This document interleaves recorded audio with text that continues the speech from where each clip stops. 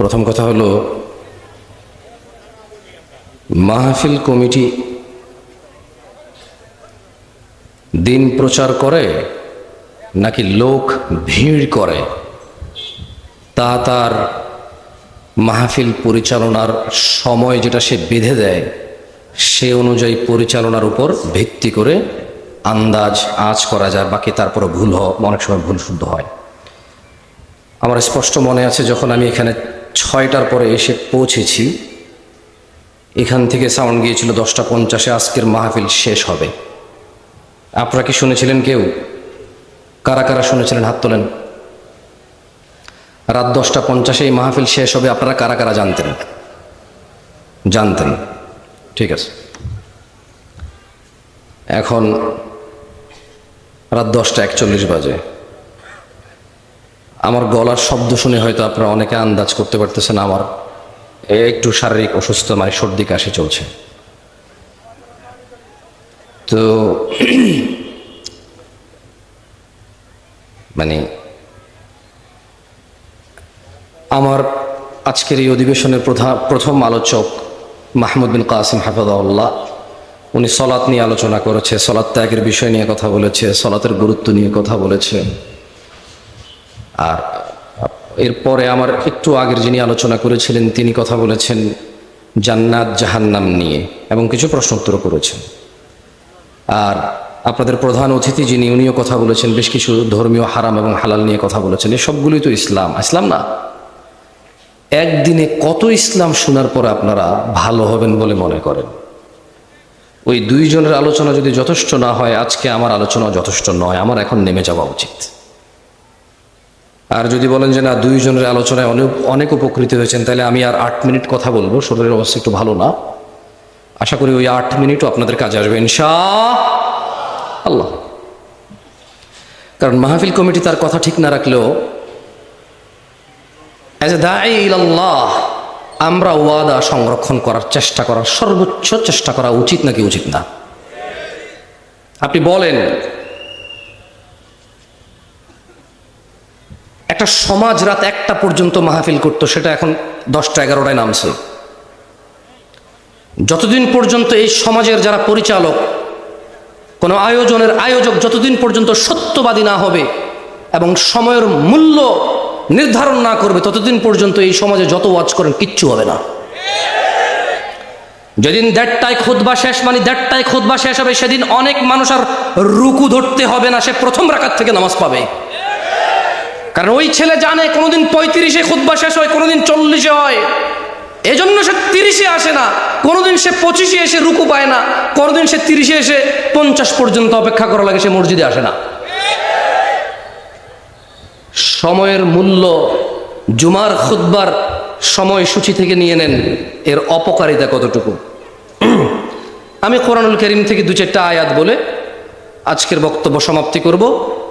আপনাদের বলে যাচ্ছি, আপনাদের মধ্যে যদি কেউ পারেন কোনোদিন আয়োজন করতে আর বলবেন কোন বক্তা কখন মাইকে উঠবে, কতক্ষণ তার মাইক, ওখানে আমার জন্য যে সময় নির্ধারণ করবেন, যদি আমি আসতে চাই, আপনারা যদি দাওয়াত দেন, কোনো কারণে যদি আমি রাজি হই, যে সময় আমাকে বেঁধে দিবেন, যে আল্লাহ যদি বাঁচায় রাখে, আল্লাহর তৌফিকে আপনি উপস্থিত থাকলে এই সময় আপনার জন্য মাইক আমরা প্রস্তুত রাখবো, আল্লাহর ইচ্ছায় আল্লাহর দয়া আপনি এই সময় পর্যন্ত কথা বলতে পারবেন।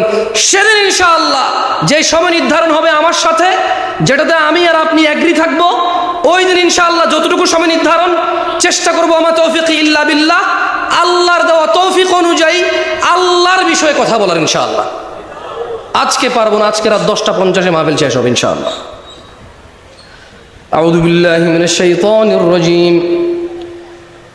ওয়ালাউ আন্না আহলাল কুরা আমানু ওয়াত্তাকাউ লাফাতাহনা আলাইহিম বারাকাতিন মিনাস সামা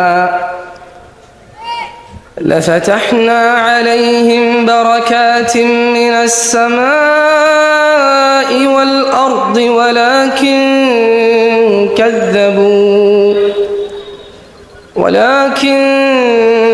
كذبوا فأخذناهم بما كانوا يكسبون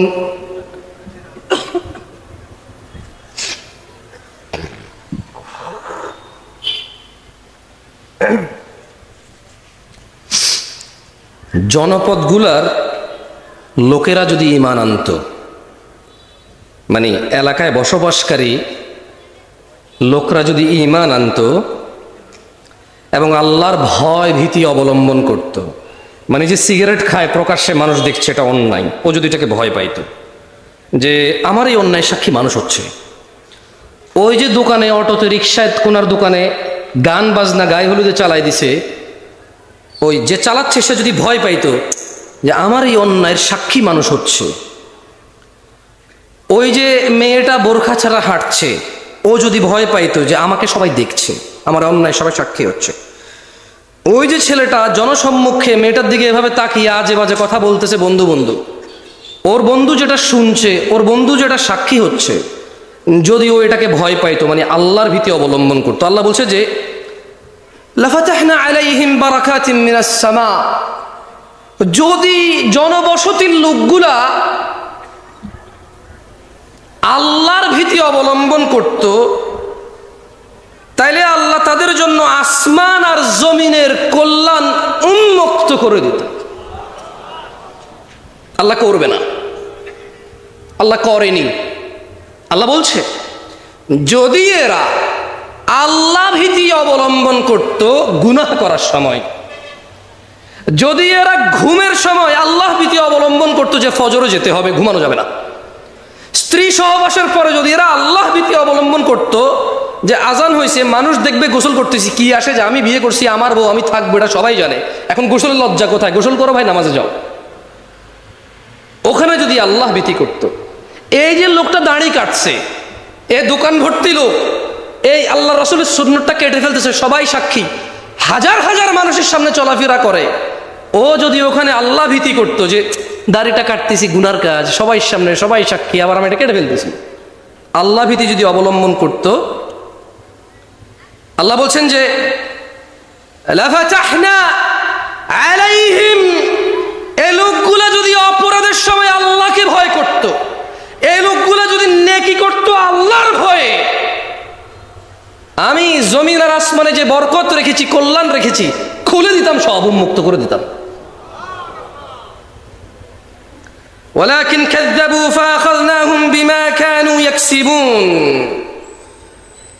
কিন্তু তারা মানে আমরা সত্যকে প্রত্যাখ্যান করলাম, আল্লাহ এটাই বলছে।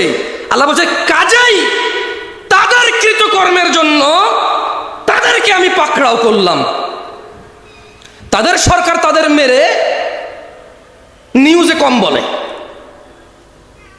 তাদের সরকার তাদেরকে মেরে বলে যে রং মাখায় শুয়ে আছে, তাদের অভিভাবক তাদের নিরাপত্তা নিশ্চিত যে করবে দুনিয়াতে আল্লাহর তৌফিকে, সে বলছে যে এরা রং মেখে শুয়ে আছে, অথচ ওই মারলো ওদেরকে। কারণ কি? কারণ এরা আল্লাহ ভীতি অবলম্বন করেনি।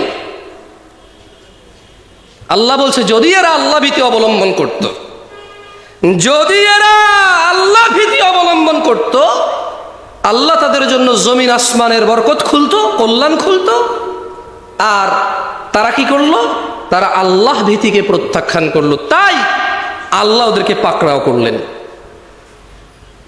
আজকে যারা শেভকারী আছো, বেনামাজি আছো, প্রেমিক আছো, জানাকারী, মদখোর, নেশাগ্রস্ত, গান বাজনায় উদাসীনতায় মত্ত আছো, তোমাদের বলি, তোমরা যদি তুমি যদি আল্লাহ ভীতি অবলম্বন করো, আপনি যদি করেন আল্লাহ ভীতি অবলম্বন, আল্লাহ সবার জন্য না করলেও শুধু আপনার জন্য, আপনি যে আল্লাহ ভীতি করবেন, আল্লাহ আপনার জন্য আল্লাহ ভীতি থাকলে আসমান আর জমিনের বরকত খুলে দেবে, যেখানে যাবেন শুধু কল্যাণ। এটাকে আমাদের আঞ্চলিকতা বলে মাড়ি ধরলে হুনা হয়ে যায়।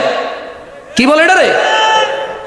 আবার আরেকজনের কিতা কয় এত হুনা ধরলে রাং হয়ে যায়, রাং। শুদ্ধ ভাষা কি আমি জানি না, এটা আমার আম্মা চাচি জেঠিদেরকে বলতে শুনছি যে হাতের কিচ্ছু তো হাতে মাড়ি ধরলে হুনা হয়ে যায়, মানে যেদিকে যায় শুধু অবাগা দুর্বাগা।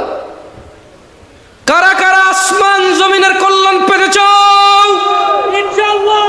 তাকবীর। তাহলে কি করা লাগবে? আল্লাহ ভীতি। কি করা লাগবে? প্রকাশ্যে অপরাধ করবা, প্রকাশ্যে অপরাধ করিও না। তোমার যে যে অপরাধগুলি আছে তা থেকে মুক্ত থাকো, সাক্ষী বানায়ও না এগুলার। আল্লাহ তাআলা আমাদেরকে বরকত দিক। আজকে উপস্থিত যারা হয়েছেন, আয়োজক আপনাদের ধোঁকা দিয়েছে। সে বলেছে 10:30 পর্যন্ত মাহফিল চলবে।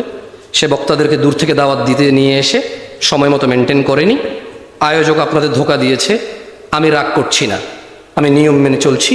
আমি অনেক নিয়ম মানি, এটা আমি বলবো না। আমার এমনিতেই ভুলে ভরা জীবন, এত মানুষের সামনে সাক্ষী রেখে আমি আর অনিয়ম করতে পারবো না। আকুলু কওলি হাযা ওয়াস্তাগফিরুল্লাহ লি ওয়া লিসাইরিল মুমিনিন ফাস্তাগফিরু ইন্নাহু হুয়াল গফুরুর রহিম। সুবহানাকাল্লাহুম্মা ওয়া বিহামদিকা আশহাদু আল্লা ইলাহা ইল্লা আনতা আস্তাগফিরুকা ওয়া আতুবু ইলাইক। আসসালামু আলাইকুম ওয়া রাহমাতুল্লাহি ওয়া বারাকাতুহু।